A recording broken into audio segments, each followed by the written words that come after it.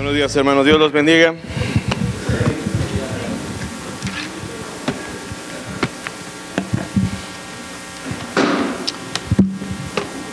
Ayer cuando venía en camino de Puebla para acá y venía pensando en el mensaje del día de hoy, créame que venía llorando. Quizá usted diga, bueno, hermano, usted es medio sentimental, ¿verdad? Pero de verdad, hermano, que me gozaba. Y ahorita lloraba ahí en mi lugar, me postraba porque de eso se trata el mensaje de hoy, justamente. Parece que el Señor conecta todas las cosas, y no parece, Él lo hace así. Entonces yo le voy a pedir el favor que abra su Biblia.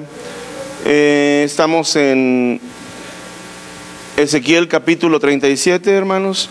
Seguramente usted ya ha escuchado y ha leído esta porción. Estamos hablando del Valle de los Huesos Secos,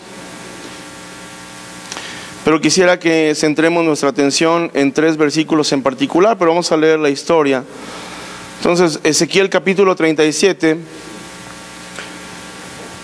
decíamos versículo 1 hasta el número 14. ¿Lo tienen listos, hermanos? Bueno, dice así, si usted me sigue por favor con su vista y yo le doy lectura. La mano de Jehová vino sobre mí y me llevó en el espíritu de Jehová y me puso en medio de un valle que estaba lleno de huesos y me hizo pasar cerca de ellos por todo en derredor, y he aquí que eran muchísimos sobre la faz del campo, y por cierto, secos en gran manera. Y me dijo, hijo de hombre, ¿vivirán estos huesos? Y dije, Señor Jehová, tú lo sabes. Me dijo entonces, profetiza sobre estos huesos y diles, huesos secos, oíd palabra de Jehová. Así ha dicho Jehová el Señor a estos huesos, he aquí yo hago entrar espíritu en vosotros y viviréis.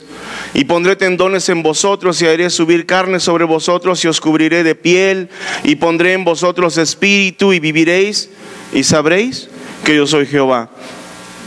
Versículo 7, por favor ponga atención en esto, porque quisiera que usted se lo grabe el día de hoy. Profeticé pues como me fue mandado. ¿Cómo lo hizo? Como me fue mandado. Y hubo un ruido mientras yo profetizaba, he aquí un temblor, y los huesos se juntaron, cada hueso con su hueso. Y miré, y he aquí tendones sobre ellos, y la carne subió, y la piel cubrió por encima de ellos, pero no había en ellos espíritu. Y me dijo, profetiza al espíritu. Profetiza, hijo de hombre, y di al espíritu, así ha dicho Jehová el Señor. Espíritu, ven de los 4 vientos y sopla sobre estos huesos y vivirán. Por favor repita conmigo ahora el versículo 10 también. Y profeticé, ¿cómo? Como me fue mandado, y entró espíritu en ellos, y vivieron, y estuvieron sobre sus pies, un ejército grande en extremo. Me dijo luego, hijo de hombre, todos estos huesos son la casa de Israel. He aquí, dicen ellos, nuestros huesos se secaron y pereció nuestra esperanza, y somos del todo destruidos. Por tanto profetiza y diles, así ha dicho Jehová el Señor, he aquí yo abro vuestros sepulcros, pueblo mío, y os haré subir de vuestras sepulturas y os traeré a la tierra de Israel. Y sabréis que yo soy Jehová cuando abra vuestros sepulcros y os saque de vuestras sepulturas, pueblo mío, y pondré mi espíritu en vosotros y viviréis, y haré reposar sobre vuestra tierra, y sabréis que yo Jehová hablé y lo hice, dice Jehová. Leamos por favor de nueva cuenta el 7 y el 10, hermanos. El 7 dice, profeticé pues como me fue mandado, y hubo un ruido mientras yo profetizaba, he aquí un temblor, y los huesos se juntaron cada hueso con su hueso. El versículo 10, vamos a leerlo completo. Y profeticé como me había mandado, y entró espíritu en ellos, y vivieron. Hasta ahí. Padre, te damos gracias en esta mañana, porque tu palabra, Señor, es buena para nuestras vidas. Creemos, Señor, que tú tienes algo especial para nosotros. Señor, aumentanos la fe. Señor, necesitamos esa fe, vivirla, Señor, en el día a día, vivirla, Señor, en las cosas que nos aquejan. Tienes palabras, Señor, de bendición para nosotros, pero a veces no podemos entenderla, no sabemos entenderla, no sabemos discernirla, Señor. Perdona, Señor, nuestras confusiones, pero esta mañana creo que tú nos quieres decir algo muy particular, Señor. Queremos profetizar, Señor, como tú nos mandas. Como tú nos mandas, papá. Aleluya a tu nombre. Amén. Hermanos, en el capítulo 37 entonces dice que había un valle, y dice que era enorme el valle. ¿Qué tamaño tendrá el valle de aquí de Querétaro? ¿Para cuánto le gusta? Los que conocen un poquito de geografía, y que no es un valle muy grande, pero aún así que le gusta que sean son como 200 kilómetros cuadrados más o menos el valle de Querétaro. ¿Y cuántos huesos cabrán en este valle? Muchísimos, ¿verdad? Y dice entonces, vamos a pensar que sea un valle así. Y lo que está pasando aquí, hermanos, es que entonces es un valle en el que no vive absolutamente nada. Son huesos, dice, y lo declara todavía con un énfasis muy fuerte: secos en gran manera. Al final, en este versículo 14 y 13 nos está hablando de la condición que a veces vive nuestro pueblo, que a veces vivimos nosotros, porque de repente parece que nosotros ya no tenemos victorias. Parece que las victorias de las que hablamos en la Biblia son cosas de la historia solamente, pero que ya no hay nada en nosotros. Parece que nuestra fe no se puede avivar porque no tenemos algo que podamos nosotros vivir y declararlo. ¿Por qué? Porque nos aqueja la enfermedad, porque nos aquejan los problemas económicos, porque tenemos problemas familiares, porque nuestros hijos no obedecen, porque en el trabajo tengo problemas. Y empezamos entonces a guiarnos por las circunstancias. Y ponemos nuestros ojos en los problemas más que en Dios. Cuando el Señor Jesús se refirió a sus discípulos y les decía que si tuvieran fe como un grano de mostaza, podrían decirle a la montaña que se moviera, ¿sí o no? Y lo que a veces nosotros hacemos es decirle: Señor, por favor, mueve la montaña. Y el Señor, parece que no lo escuchamos, dijo: no, a ti te di la orden y ya tienes tú el poder y tienes tú la declaración para tu vida de que tú le des la orden a la montaña. ¿Y cuántas veces le estamos hablando nosotros al problema? Y problema, te reconozco que eres grande, y Señor, por favor, quítame este problema. Señor, sáname. Y el Señor dice: pero si por sus llagas fuiste curados. ¿Sí o no? Entonces, hermanos, como que nos estamos equivocando de repente en eso. Y luego también empezamos a traer cosas del mundo, de repente las infiltramos a nuestra vida espiritual porque son cosas buenas. O sea, no estoy diciendo que sean cosas malas, pero son cosas que no nos fortalecen, cosas que no hablan realmente a nuestro espíritu, hablan a nuestra alma y hasta nos pueden hacer sentir bien, pero no están realmente fortaleciendo mi espíritu. A veces, hermanos, nosotros empezamos a declarar cosas porque lo leí en un libro de Pablo Coelho y dice que tú eres una persona grande, enorme, fuerte, talentosa, y plantea tus objetivos y mira y sigue allá. ¿Es malo eso? No, no es malo. Pero empezamos a confundirlo con nuestra fe y empezamos a traer humanismo a la iglesia y empezamos a declarar esas cosas. Pero Dios nos dice en estos dos versículos: y profeticé como me había mandado el Señor. Y a veces estoy declarando como me había mandado Pablo Coelho, como me había mandado, ¿cómo se llama otros motivadores de estos tiempos? Se me olvidan los nombres. La verdad es que ya hace mucho rato que no los escucho. Cuando entendí esto, hermanos, dejo de escucharlos. ¿Sabes por qué? Porque el Señor dice: ¿es que acaso mi palabra no basta? Cuando el Señor tiene aquí todo. Y sabes, algo que tenemos nosotros que tener presente, hermano, es que el Señor tiene una porción especial. Cuando nosotros decimos entonces, profetiza sobre esto que te estoy ordenando, lo primero que tengo que entender es, ¿y qué es profetizar? Muchas veces yo hago declaraciones, pero las hago declaraciones como algo que alguien me desea. Yo deseo buenas cosas para mis hijos y yo le declaro cosas, pero eso no es la palabra del Señor. El Señor dice, profetiza. ¿Y qué es profetizar? Profetizar es un verbo transitivo, hermanos, que significa predecir un hecho futuro por inspiración divina. ¿Estamos de acuerdo, hermano? ¿Lo ha leído? ¿Sabe qué es eso? Por ejemplo, Daniel profetizó la llegada del Mesías, sí. Isaías hablaba acerca del sufrimiento del Mesías, sí. Y del sacrificio de Jesús, claro que todo eso estaba profetizado. Entonces dice el Señor, profetiza. Y lo que hizo Ezequiel, ¿qué fue? Profeticé como me fue mandado. Eso es lo que quisiera que en esta mañana tú te lleves, hermano.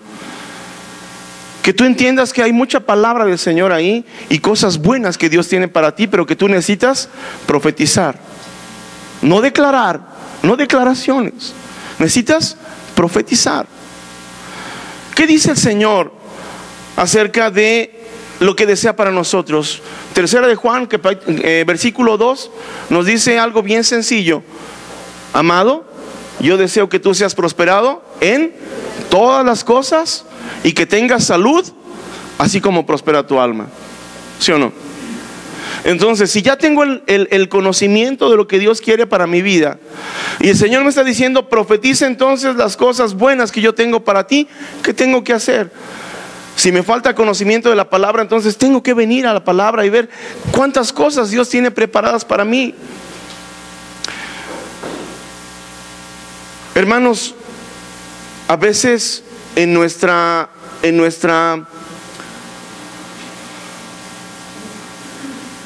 intención de querer hacer las cosas, cometemos algún error.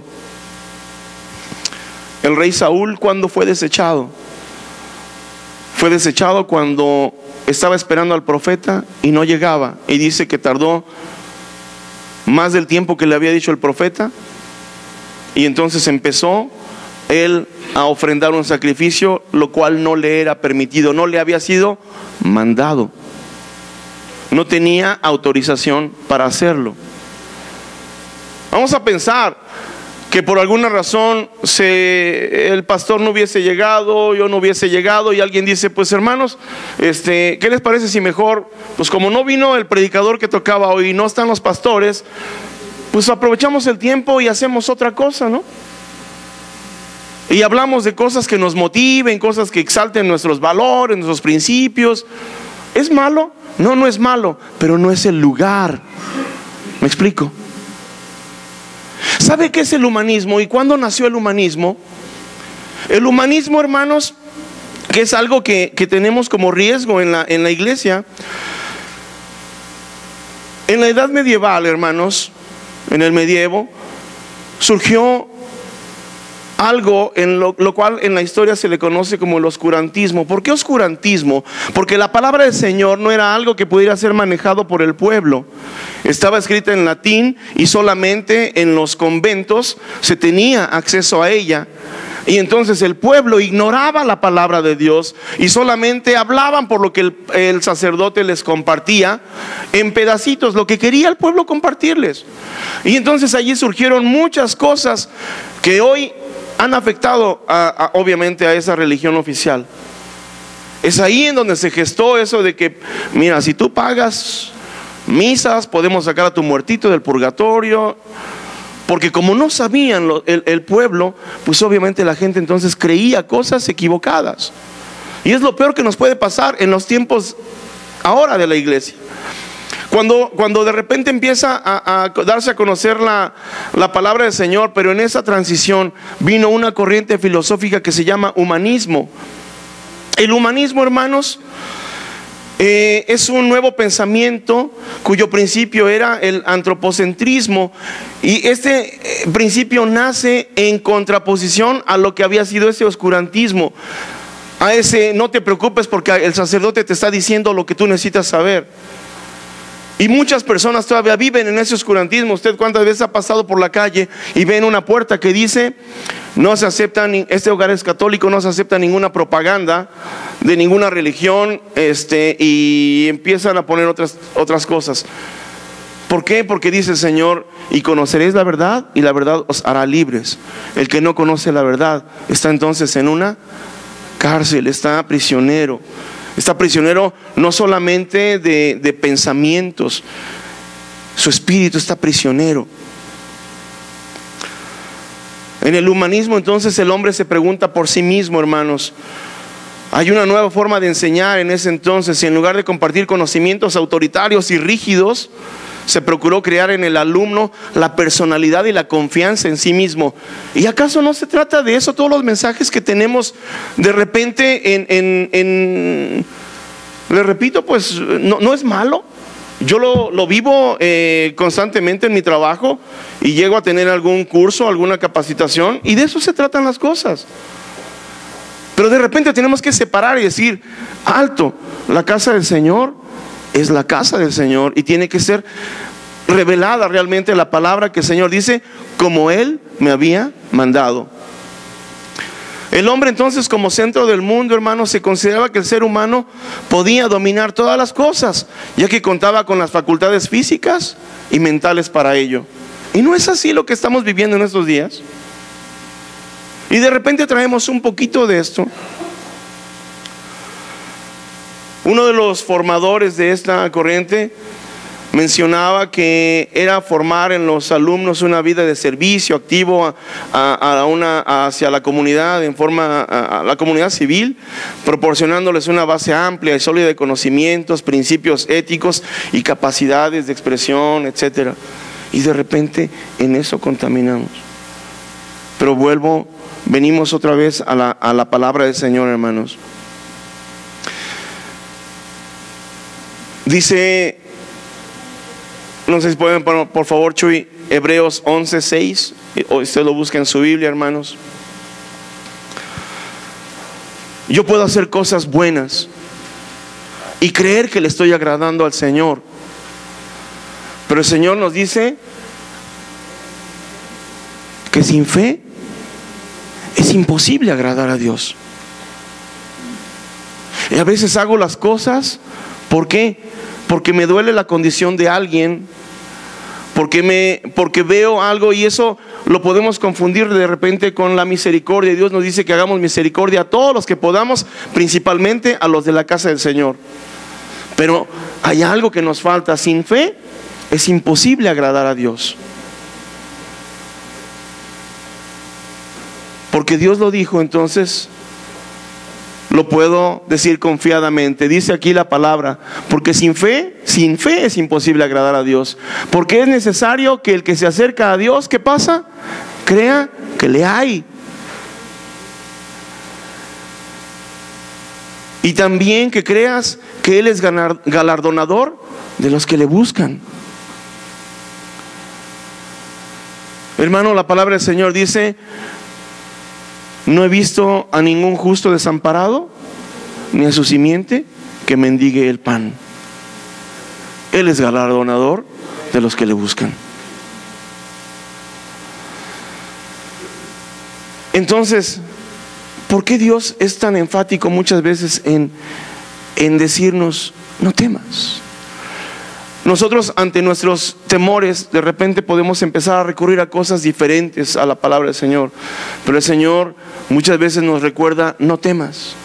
A lo mejor tú vas a pensar que solamente los siervos del Señor tienen la revelación de Dios para vivir y para comunicarse con Él en el día a día. Y pensamos entonces que solamente el pastor y la pastora. El Señor nos dice: como estuve con Moisés, y como estoy con Manuel Carrasco, como estoy con Cristi Carrasco, estaré contigo. Porque dice la palabra entonces: como como lo aprendí, como lo leí del Señor, así lo profeticé. Entonces lo que quiero que tú te lleves esta mañana es que lo que tú estás viendo aquí lo profetices sobre tu vida y sobre los tuyos, mi hermano. Así es que si en algún momento el pensamiento viene y te dice que tú estás desamparado, que tú estás solo, que tú estás abandonado en medio de los problemas que tienes, dice el Señor que no te dejaré ni te desampararé. Hermano, yo quisiera preguntar en esta mañana, ¿alguien está pasando por algún problema llamado economía, enfermedad, problemas en la familia, problemas en el trabajo? ¿Alguien? Gloria a Dios, porque es una iglesia muy sana que no tiene problemas. Creo que hay 3 hermanos, o sea, son como 7. Yo te invito a que esta mañana entonces profetices esta palabra. No vas a profetizar lo que te dice ningún filósofo de estos tiempos, ningún motivador de estos tiempos. Vas a profetizar como te fue mandado. ¿Y cuál es la palabra que te está mandando hoy el Señor? No te dejaré ni te desampararé. Gloria al Señor, porque lo creyeron 4, pero quisiera que lo crean todos, porque dice el Señor, no te dejaré ni te desampararé. Palabra para ti, porque Dios lo dice, lo puedo decir confiadamente. Confiadamente. Dice el libro de Hebreos que nos acerquemos pues confiadamente ante su trono. Y dice que nos acerquemos a Él, como decía el versículo anterior en Hebreos, creyendo que le hay. Creyendo que le hay.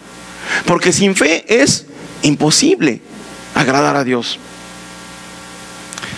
Entonces, hermano, ¿cuál es el principal ingrediente para agradar al Señor? ¿Cómo aceptaste tú a Jesucristo? Por fe. ¿Tú viste a Jesús? No. ¿Viste el sacrificio? ¿Lo viste escribir la Biblia? ¿Lo viste o viste tú a Mateo, o a Pedro, o a Juan, o a Ezequiel, o a Moisés escribiendo la Biblia? Entonces, ¿de dónde nace tu relación con Él? En la fe. Pero de repente perdemos nosotros la brújula, hermanos, ya en medio del trayecto, y sabemos que el trayecto para allá me lleva hacia la presencia del Señor, pero de repente volteo. Quizás tú has ido en un avión, o has ido en un coche, o en un barco, y te das cuenta a tu alrededor de que no ves el destino todavía, y a lo mejor te hace dudar de si vas en la dirección correcta. Pero Dios, que tiene su GPS, te dice que sin fe es imposible agradar al Señor, y que al fin de nuestra jornada seremos galardonados. ¿Cuántos tienen alguna palabra en la que tú te puedes aferrar y tú puedes declarar esta mañana esa profecía sobre ti? Y no estoy hablando cosas irreverentes, por eso quise respetar de entrada lo que es la definición de la palabra profecía y entender lo que el Señor dice aquí en Ezequiel. Profeticé pues como me fue dicho. ¿Cuántos tienen una palabra en esta mañana? No sé si de este lado alguien tiene una palabra que Dios le ha dado en algún momento, en algún salmo, algo en lo cual tú necesites en esta mañana aferrarte. ¿Cuál tienen? Aquí de este lado alguien tiene una palabra. Sí, hermana.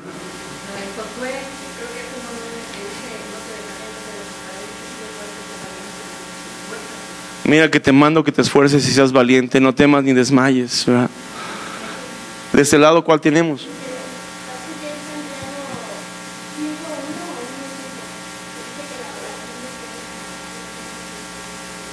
Amén. Así que si quieres sanidades, está de este lado. Así es que si tú estás buscando que Dios te ayude en tus problemas, está de este lado, Josué. No sé de este lado qué palabra tengamos. Sí, hermana.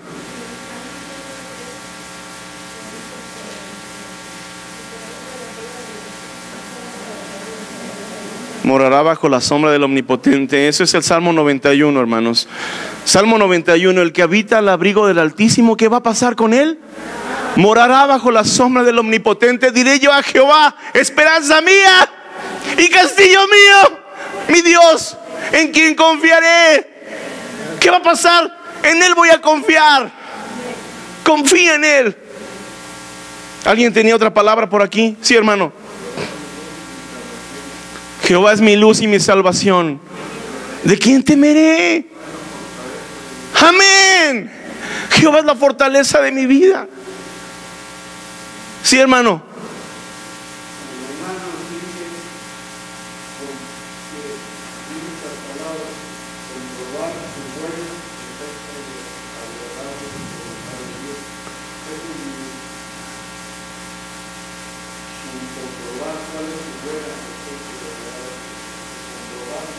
Muy bien, hermano. ¿Alguien tiene otra palabra, hermanos? Sí, hermana. Jeremías 33. Clama a mí, te dice el Señor. ¿Y qué va a pasar? Yo te responderé, te dice el Señor. Así es que esta mañana profeticé como me fue mandado. Esta mañana yo te digo, empieza a buscar en tu escritura. Si no trajiste Biblia, pídele al que tiene ahí a un lado y busca una palabra que en esta mañana tú necesitas. Sí, hermana.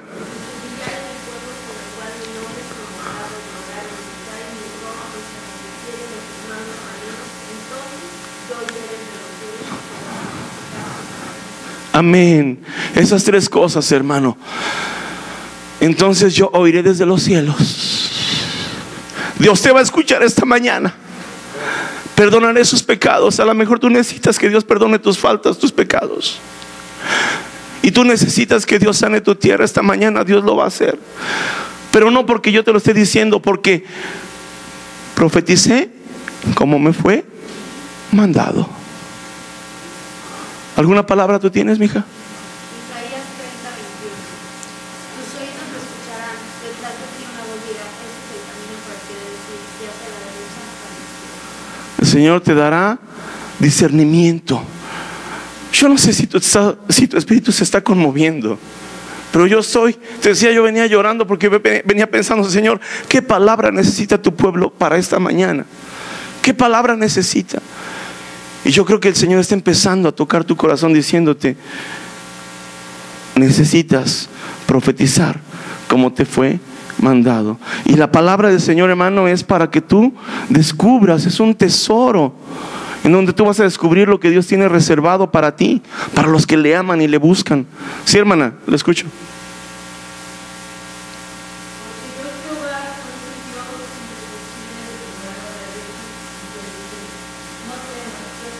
Amén. No temas, no temas.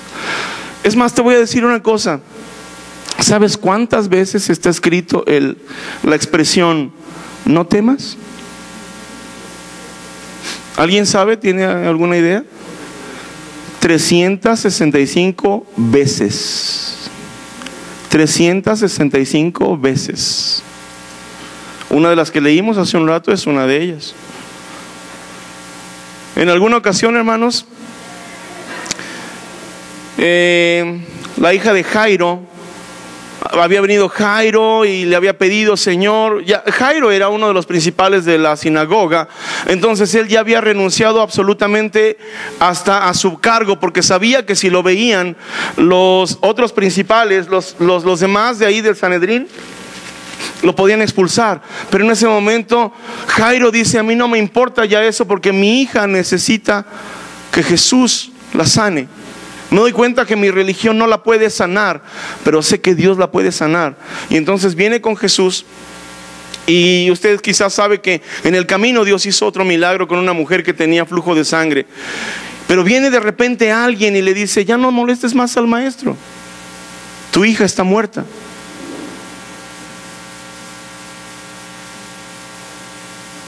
Dígame una cosa, ¿era cierto o era falso que estaba muerta? Era cierto. Así es que lo que tú tengas de problemas y la circunstancia o la situación en la que se encuentre, esa a lo mejor ya está muerto. Como este valle de los huesos secos que estaba muerto y seco en gran manera.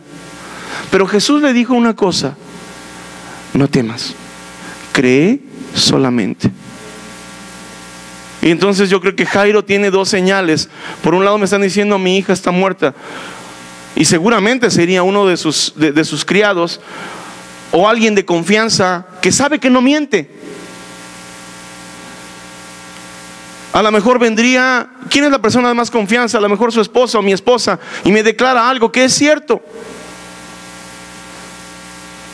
Pero ¿qué haces en ese momento? Cuando el Señor voltea y te dice: no temas, cree solamente. Y entonces van, y efectivamente la niña estaba muerta. Y los que estaban llorando, dice que cuando Jesús dijo: no, la niña está dormida, se rieron de él. Habrá quien se va a reír de ti, quien se va a reír de tu fe. Y a veces hasta en la iglesia te puede pasar. ¿Por qué? Porque de repente resulta que nuestros hermanos que llevan más tiempo te pueden decir: no, es que esto ya no se pudo. Pero Dios te dice: no temas, cree solamente, no temas, no temas. ¿Y qué pasó cuando llega entonces allí con Jairo, hermanos? Con la hija de Jairo.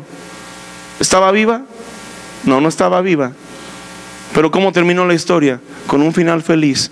La niña fue levantada y vivió. En algún momento también en la historia podemos encontrarnos, hermanos, a Lázaro y a sus hermanas. Él ya tenía 4 días muerto. Nos dice la palabra del Señor que Jesús preguntaba: ¿dónde le pusisteis? Y dice, y le dijeron: Señor, ven y ve. Y ese versículo bien corto dice: Jesús lloró. ¿Lloró por qué? ¿Por qué lloró Jesús? Porque no le creyeron. Lloró, ¿sabes por qué? Porque le faltaba fe a sus hermanas. ¿Sabes qué puede hacer llorar a Dios? Tu falta de fe. Mi falta de fe. Hace un ratito nosotros leímos: porque sin fe es imposible agradar a Dios. Yo no sé cuántos de ustedes quieren agradar al Señor. ¿Alguien puede levantar su mano, el que quiere agradar a Dios? Yo creo que entonces, si tenemos esto en común, algo el Señor nos está diciendo en esta mañana: necesitas avivar tu fe.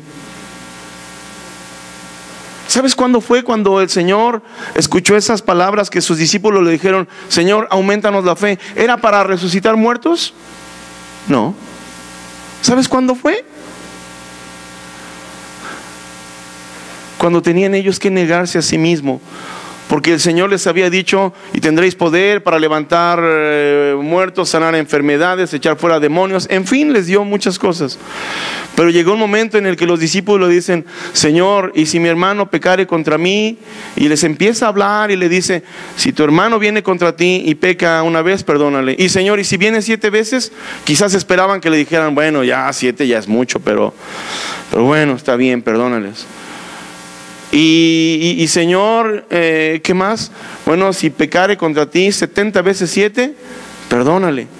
Y es cuando los discípulos dicen: aumentanos la fe. ¿Sabes por qué? Porque perdonar, porque salir de tu zona de confort espiritual, eso es lo difícil. Pero hoy Dios quiere enseñarte algo: que profetices como te fue mandado, y que te niegues a ti mismo, pero que empieces a creerle, porque sin fe es imposible agradar a Dios. Cuando entonces llega Jesús allí, dice que Jesús lloró. Y entonces dijeron los judíos: mirad cómo le amaba. Eso dijeron los judíos. O sea, pensaban que porque Jesús lloró, estaba pensando en: ay, cuánto extraño a mi amigo Lázaro.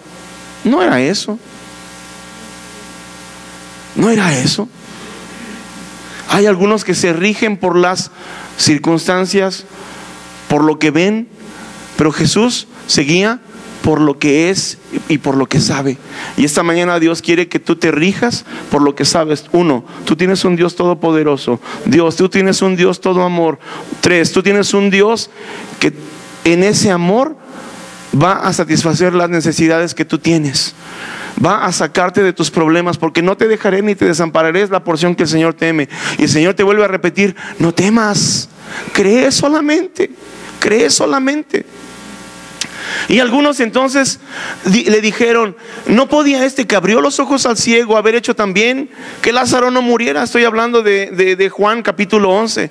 Y Jesús, profundamente conmovido otra vez, vino al sepulcro. Era una cueva y tenía una piedra puesta encima. Y les dijo: quiten la piedra. Quiten la piedra. ¿Y qué hizo el pueblo? ¿Quitaron la piedra? No. La propia familia le dice: Marta, Señor, pero ya tiene 4 días que está muerto. De repente pensamos que un problema que ya está hasta cerrado, un caso que ya está cerrado, Dios no lo puede abrir. Y Dios te viene a decir en esta mañana: no te guíes por lo que ves, guíate por lo que sabes. Y yo soy un Dios todopoderoso. Y yo soy un Dios todo amor. Y yo soy un Dios que cuida a sus ovejas. Y tú eres una de las mías. Tú eres mi hijo, tú eres mi hija. ¿Sabes cuál fue la primera tentación de Jesús? ¿Sabes cuál fue la tentación realmente de Jesús?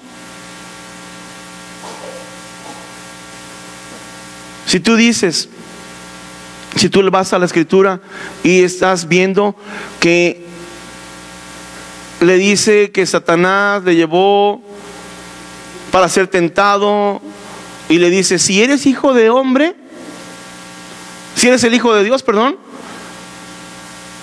haz esto. Le está diciendo: si eres el hijo de Dios. O sea, está tentando la personalidad de Jesús. ¿Sí o no? La tentación que vemos en el Génesis, ¿cómo fue? Hacer dudar a la pareja acerca de quién es Dios. ¿Con qué dijo Dios? ¿De veras? No, sabe Dios que el día que tú abras los ojos serás semejante a Él, semejante a dioses. Lo que quiere el enemigo es hacerte dudar de quién eres tú y cuál es tu relación con Dios. ¿Te das cuenta? Y esta mañana Dios quiere recordarte que tú eres su hijo, que tú eres su hijo. Y entonces cuando dice Jesús: quitad la piedra, y empieza Marta a decir: pero Señor, ya hace 4 días que está muerto. Díganme ustedes una cosa, ¿respondió Jesús? No, Jesús ya no responde. Directamente Jesús le dice: ¿no te he dicho que si crees verás la gloria de Dios? Esa fue la respuesta. Y yo te digo esta mañana, mi hermano, que si crees, ¿qué va a pasar? Verás la gloria de Dios. Profeticé como me fue mandado. Y quisiera que esta palabra la leas. Por favor, ponla allí, Chuy. Jesús, en Juan 11:40. Juan 11:40, por favor. Y quisiera que, por favor, si tú la tienes en tu Biblia, por favor, ábrela, porque es necesario que tú te la lleves puesta. Hay cosas en las que tú ya empiezas a conformarte. Mira, es que Chuy la pone en la pantalla. No, es que es palabra para todas estas, pero la que tú te llevas allí es algo que tú vas a estar memorizando en esta semana. Jesús le dijo: ¿no te he dicho que si crees, qué va a pasar? Verás la gloria de Dios. Y yo no sé cuántos tienen necesidad de ver la gloria de Dios. Yo tengo necesidad de ver la gloria de Dios. Y yo le digo esta mañana: Señor Padre, yo te quiero creer. Yo quiero creerte, papá. Perdóname porque he sido indeciso, porque me ha faltado fe. Pero en esta mañana yo, Señor, quiero retomar las cosas y decir: voy a declarar, voy a profetizar como me fue mandado. Y esto está ordenando el Señor. Te está haciendo dudar una vez más de tus dudas y confirmarte que si tú crees, verás la gloria de Dios. Yo no sé cuántos de ustedes tienen necesidad de ver la gloria de Dios en alguna situación que esté pasando, pero solo los que tienen los ojos la creencia, los ojos puestos en Jesús, que es el autor y consumador de la fe, podrán ver esto, hermanos. ¿Sabes que hasta hace un ratito el pastor que nos decía de los diezmos y las ofrendas? ¿Ese es un acto de fe? ¿Sabes por qué a veces no ofrendamos o no diezmamos? Porque no creemos que esa sea una fuente de bendición.